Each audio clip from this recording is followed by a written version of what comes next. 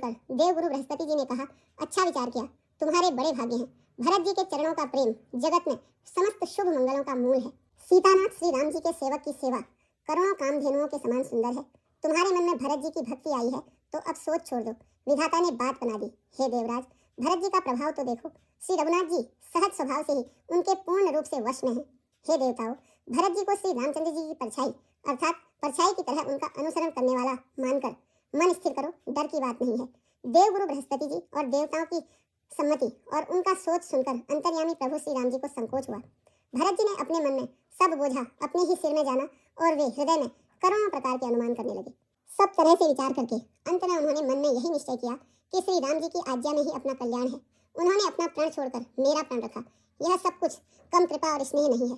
श्री जानकीनाथ जी ने सब प्रकार से मुझ पर अत्यंत अपार अनुग्रह किया। तदंतर भरत जी दोनों कर कमलों को जोड़कर प्रणाम करके बोले, हे स्वामी, हे कृपा के समुद्र, हे अंतर्यामी, अब मैं अधिक क्या कहूँ और क्या कहाऊँ। गुरु महाराज को प्रसन्न और स्वामी को अनुकूल जानकर मेरे मलिन मन की कल्पित पीड़ा मिट गई। मैं मिथ्या ही डर से डर गया था।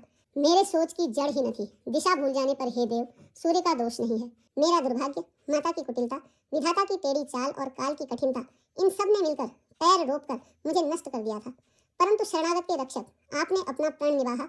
यह आपकी कोई नई रीति नहीं है, यह लोक और वेदों में प्रकट है। सारा जगत बुरा करने वाला हो, किंतु हे स्वामी, केवल एक आप ही अनुकूल हो तो फिर कहिए किसकी भलाई से भला हो सकता है। हे देव, आपका स्वभाव कल्प वृक्ष के समान है। वह न कभी किसी के अनुकूल है न प्रतिकूल।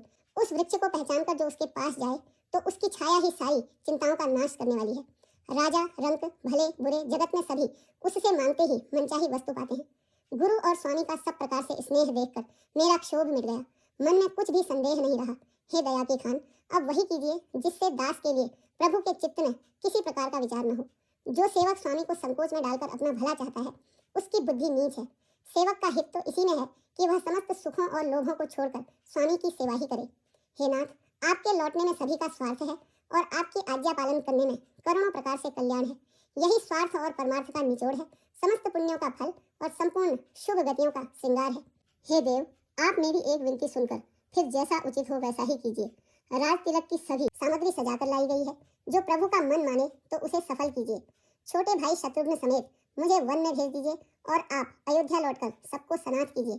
नहीं तो किसी भी तरह यदि आप अयोध्या जाने को तैयार न हो तो हे नाथ, लक्ष्मण और शत्रुघ्न दोनों भाइयों को लौटा दीजिए और मैं आपके साथ चलूं।